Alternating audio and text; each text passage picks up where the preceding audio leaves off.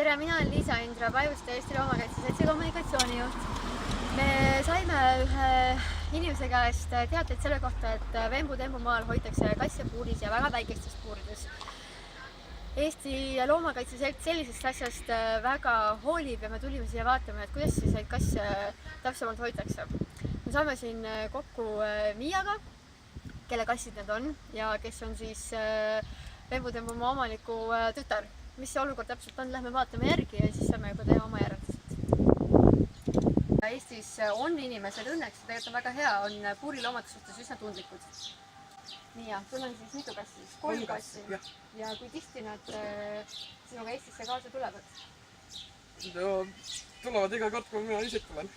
Sa käid siin siis, oled terve suve alati Eestis? Ma olen umbes 2 nädalat siin, siis ma olen nädalat Soomes ja taas 2 nädalat olen siin. Kuidas sa neid kasse siin hoiad siin puurides? No ma arvan, et 2-3 päevat nädalas. 2-3 päeva nädalas? Ja. Kas nad on siis ainult välipuurides? Neil on need 3 puurit olemas siin. Ja nad on siin, sa ütlesid siis, et... Hommikul kell 10, umbes kell 19.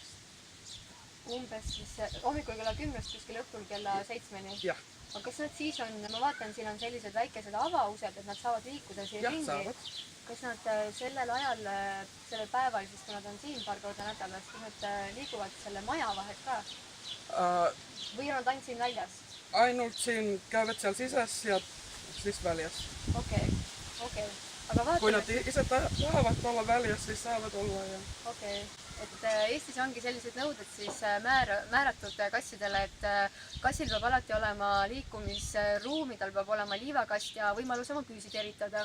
Ühe kassi kohta peab olema ruumi kindlasti 1 ruutmeeter ja kogu pindala ruumis siis peaks olema umbes 5 ruutmeetrit. Küll aga kui kassid on kahekesi koos kitsal alal, siis see peab olema vähemalt 0,7 ruutmeetrit. Me jõudsime nüüd siis Miiaga sellisesse väikesesse majakesse, kus on 1 koht ka kassidele. Sa pead siin veel teisi loomi ka, võiks lõhna järgi öelda? No poni magab see hagunen, magab siin öösel ja siis kanad ka. Okei, ja siis kassidele on sul selline väike koht, tule näita, kus nad saavad siis süüa, eks ju? Jah, ja liivakasti on olemas ja kõik on olemas.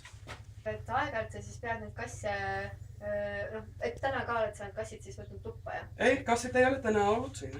Okei. Kassid oli siin natukene aega, oli esmaspäeval. Okei.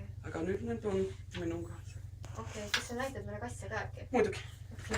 Sa võtad oma kassid alati Soomest kaasa, sa reisid alati oma kassidega siis? Jah, nad elavad minuga Soomes vapaina. Ja ma ei taha neid üksin sinna jätta. Kas sa reisid kuskile kaugemale ka tavaliselt kassidega või? Ei. Ainult Eestisse? Ainult Eestisse. Ja sa ütlesid ennem, et umbes 2 päeva nädalas nad siis viibivad seal aedikus väljas? 2-3 päevad, jah. Ja ülejäänud aja nad siis on sinuga siin vabalt? On. Ööseti sa võtad nad siis ka siia? Jah. Magavad minuga seal. Mis kassid sul siis on? Sul oli 1 bengali kass, Arissa? Ja siis on Siberian kass. Ja siis on 1 tavaline. Selge. Loomakaitsjad on siis sinu poole varem ka pöördunud, et küsida, miks sa kasse hoiad seal aedikus. Aga sa oled mõnikord mõelnud, et äkki siis loomakaitsjad, et kui nad iga kord pöörduvad sinu poole, iga suvi hakkab sama asi pihta, et võib-olla kui ehitad neile mingisuguse suure ala, vaata, kus nad nagu saavad vabalt liikuda ja inimestel on kuidagi mugavam vaadata neid. Ja, see võib olla, aga ma ei taha, et kõik kliendid on seal niimoodi teevad. Miia, tutvusta siis seda olukorda, et miks sa oled valinud sellise lahenduse, et sa hoiad kassi siis paar päeva nädalas siin aedikus puuris? Mis kui kassid ise tahavad, siis ma lasen neid puuris.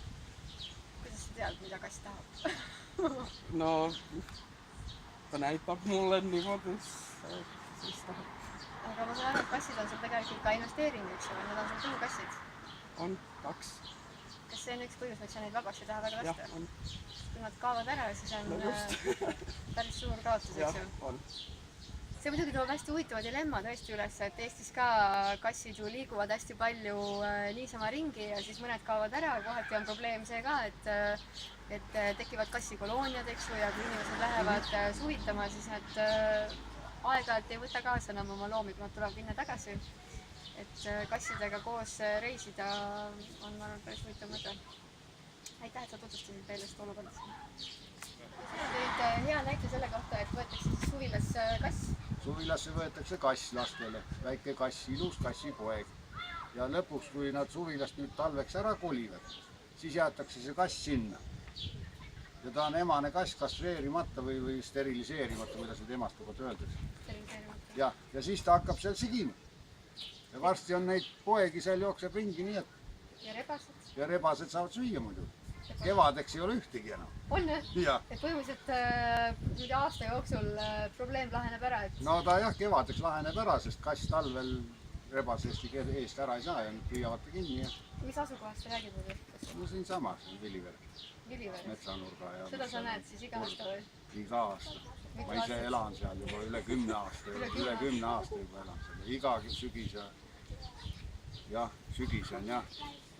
Talv hakkab tulema, siis need kassid jooksevad seal ringi, otsivad süüa.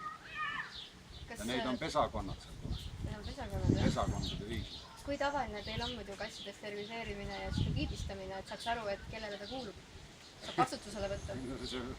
Kes see neid seal teab, kelle omad nad on?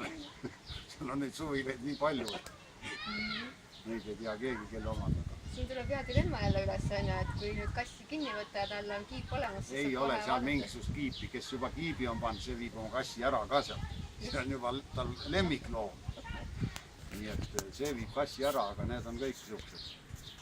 Kohalikud omavalitsused muidu nende kasside vastust. Kass läheb sealt välja, ega tal ei ole piire. Seda ei peata. Koer samamoodi. Mul on endal ka koer, aga mul kiipi pole vaja talle, ta ei lähe kuskile. Aia sees kinni, mitte ketid.